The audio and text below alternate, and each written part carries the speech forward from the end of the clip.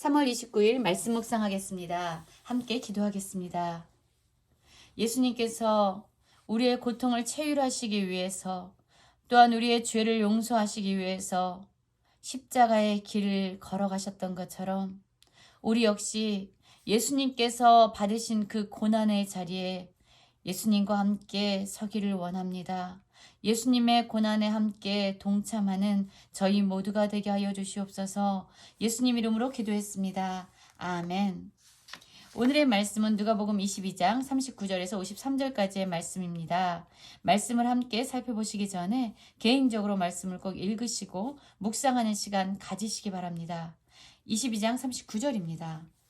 예수께서 나가사 습관을 따라 감람산에 가시매 제자들도 따라갔더니 그곳에 이르러 그들에게 이르시되 유혹에 빠지지 않게 기도하라 하시고 그들을 떠나 돌 던질 만큼 가서 무릎을 꿇고 기도하여 라는 말씀으로 시작하고 있습니다.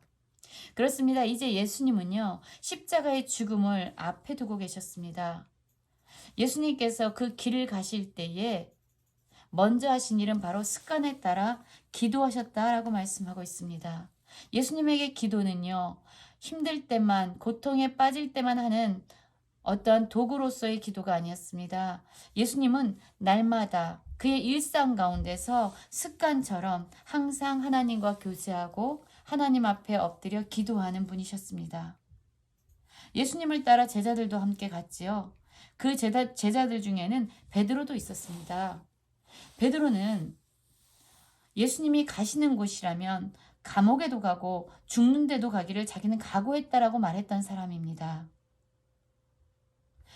그러나 베드로가 예수님이 죽는데도 나는 쫓아가겠습니다 라는 고백을 할 때 예수님은 베드로야, 오늘 닭 울기 전에 내가 3번 나를 모른다고 부인할 것이다 라는 말씀을 하셨지요. 그렇습니다. 우리는 사실 우리 존재가 어떠한 존재인지를 알지 못합니다. 우리는요, 정말로 위험과 어려움이 닥쳐오기 전까지 우리가 어떠한 것을 선택할 줄 알지 못해요. 고난이 오면은 그때 비로소 우리의 존재가 드러나게 됩니다. 베드로는요, 예수님이 십자가의 길로 나아가시는 그 길에서 예수님을 부인하게 되죠. 고난이 오기 전까지는요, 예수님을 지킬 거라고 생각했습니다. 그러나 고난 앞에서 그는 예수님을 철저하게 부인합니다. 예수님은요, 우리의 연약함을 아셨어요. 그래서 제자들에게 얘기합니다. 유혹에 빠지지 않게 기도하라. 기도하는 목적은요, 우리를 유혹으로부터 지켜준다는 거죠. 예수님께서 이들에게 기도하라 라고 말씀하실 때 마태복음 26장 38절을 보면 이렇게 말씀하고 있습니다. 내 마음이 매우 고민하여 죽게 되었으니 너희는 여기에 머물러 나와 함께 깨어 있으라 라고 부탁하십니다. 지금 예수님은요, 제자들에게 부탁하고 계신 거예요. 내 마음이, 이제 십자가의 죽음을 앞두고 있는 나의 마음이 깨어지고 부서지고 너무나도 고민하여 죽을 지경으로 힘들다. 그러니 너희도 나의 이 기도에 동참해달라고 예수님은 그들에게 요청하신 겁니다. 그리고 이제 그들을 떠나서 돌 던질 만큼 거리를 두고 가서 무릎을 꿇고 기도하기 시작하십니다. 얼마나 힘들고 외로우셨을까요? 예수님의 기도의 내용은 42절에 나와 있지요. 아버지여, 만일 아버지의 뜻이거든 이 잔을 내게서 옮기시옵소서. 그러나 내 원대로 마시옵고 아버지의 원대로 되기를 원하나이다 라고 기도하셨습니다. 여러분, 우리는 예수님이 이렇게 기도하신 거에 대해서 감사하셔야 합니다. 우리의 원함을 하나님께 구할 수 있어요. 정말로 저는 이것을 하기 싫습니다. 정말로 저는 이것을 하고 싶습니다. 라고 예수님 역시 이 잔이 옮겨지시는 것이 예수님의 지금의 원함이셨어요. 예수님은 자신의 원함을 하나님 앞에 간구에 올려드렸습니다. 그러나 거기서 끝나지 않은 것이 너무나도 감사합니다. 예수님은 단지 하나님께 자신의 원함을 구하는 데서 기도를 멈추지 않으셨습니다. 예수님의 기도는 더 나아가셨습니다. 그러나 내 원대로 마시고 아버지의 원대로 되기를 원하나이다 라고 기도하셨습니다. 예수님이 이렇게 기도하셨기 때문에 우리는 죄와 죽음의 고통으로부터 이제 자유함을 얻는 구원을 얻게 되지요. 여러분, 기도의 자리는요, 물론 우리의 원함을 가지고 나아갈 수 있는 자리입니다. 그러나 기도는요, 단지 우리의 원함을 하나님께 졸라서 받아내기 위한 자리가 아닙니다. 기도는요, 우리의 원함이 이루어지는 자리가 아니라 우리의 원함이 하나님의 원함으로 변화되는 자리고요. 우리의 삶을 통해서 하나님의 뜻이 이루어지는 것을 보게 되는 자리입니다. 또한 우리가 하나님의 뜻에 순종하도록 능력을 힘입는 자리가 바로 기도의 자리입니다.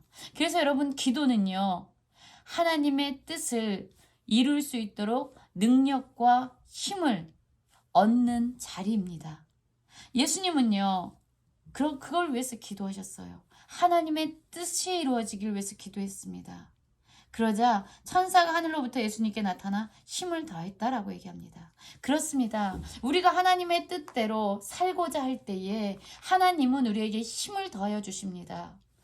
우리가 하나님의 뜻을 이루고자 할 때에 하나님은 우리에게 능력을 더하여 주십니다. 그리고 그것은 기도의 자리를 통해서 얻게 되는 것이지요. 예수님께서는 힘쓰고 더욱 간절히 기도하셨습니다. 땀이 땅에 떨어지는 핏방울 같이 되도록 기도하셨습니다. 그리고 나서 기도 후에 일어나서 제자들에게 가서 슬픔으로 인하여 잠든 것을 보시고 이르시되 어찌하여 자느냐 시험에 들지 않게 일어나 기도하라 라고 말씀합니다.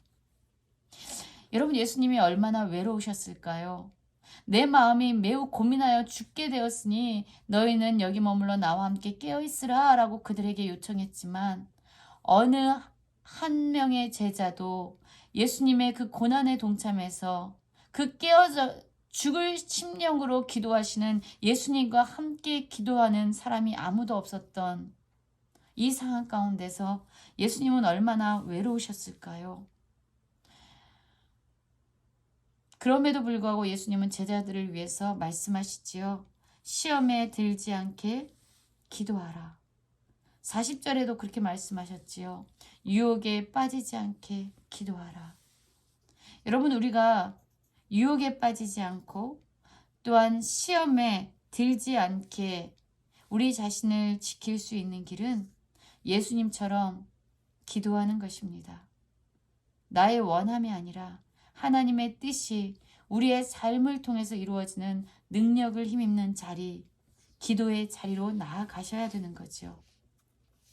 이렇게 말씀하실 때에 한 무리가 12 중에 하나인 유다라 하는 자가 그들을 앞장서 와서 예수님께 입을 맞추려고 가까이 했다라고 얘기합니다.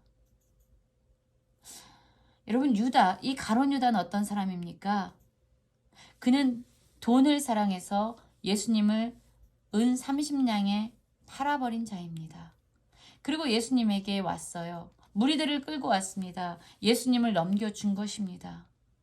그럼에도 불구하고 예수님에게 안부의 인사를 하면서 입맞춥니다. 여러분, 예수님이 자신을 배신해서 자신을 팔아 넘기는 이 유다의 입맞춤을 받아주셨습니다. 우리 중에 누군가는요, 사랑하는 사람으로부터 배신당하는 경험을 하시는 분들이 있을 거예요. 나를 배신해 놓고 아무 일도 안 한 것처럼 나에게 일상의 삶으로 안부하고 인사하고 따뜻하게 대해주는 척하는 그러한 고통 가운데 있는 분들이 있을 것입니다. 예수님 역시 우리가 당하는 그 고통 가운데 계셨습니다. 외로움 가운데 계셨고요. 배신의 고통 가운데 있으셨습니다. 그래서 예수님은요, 외로움 가운데 있는 사람들을 위로하실 수 있습니다. 배신의 고통으로 아파하는 사람들을 위로하실 수 있습니다. 왜냐하면 예수님께서 그 고통의 자리에 서 계셨기 때문입니다. 그리고 예수님을 이제 잡아가기 위해서 무리가 옵니다. 그러자 이제 예수님을 잡아가는 것을 눈치챈 이 제자 중에 한 명이요. 주여, 우리가 칼로 치리까? 라고 예수님을 위해서 칼을 들어서 예수님을 잡아가려고 하는 무리 중에 한 사람을 정말로 칼로 쳐서 귀를 떨어뜨린 일이 일어납니다. 여러분, 우리라면 우리를 지켜주기 위해서 누군가 무릅쓰고 위험을 무릅쓰고 친히 나를 지켜주기 위해서 칼을 들고 누군가를 대적했다면 얼마나 고마운 일이겠습니까, 여러분? 나를 지키기 위해서 위험을 무릅쓴 거 아닙니까? 그러나 예수님은요, 우리가 생각하는 반응과 너무나도 다른 반응을 하십니다. 예수님께서 일러 이르시되 이것까지 참으라. 그리고 오히려 그 귀를 만져 낫게 하셨다라고 얘기합니다. 여러분, 예수님은요, 철저하게 자기 중심성을 내려놓고 자신의 삶을 통해서 하나님의 뜻이 이루어지는 것에 완전히 자신을 헌신하신 분입니다. 예수님은 이미 겟세마네 동산에서 기도하실 때에 모든 마음의 결단이 내려진 것입니다. 그리고 이제 예수님은 담담하게 일어나셔서 하나님께서 뜻하신 그 십자가의 길로 걸어가시는 겁니다. 자기를 위해서 싸우는 것이 아니라 이제 하나님의 뜻을 위해서 담대하게 일어나셔서 그 길을 걸어가시는 겁니다. 그리고 예수님은 자신을 잡으러 온 대제사장들과 성전 경비대장들과 장로들에게 말씀하시죠. 너희가 강도를 잡는 것 같이 검과 뭉치를 가지고 왔느냐? 아무도 없는 이 어둠 가운데 예수님을 잡으러 온 거지요.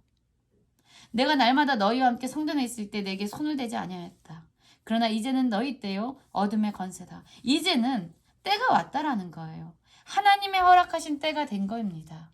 예수님은 지금 잡혀가시는 것이 아니라 하나님의 때에 스스로 선택하셔서 하나님께서 예비하신 그 뜻하신 길로 걸어가고 계시는 거죠. 여러분, 우리의 삶은 어떠합니까?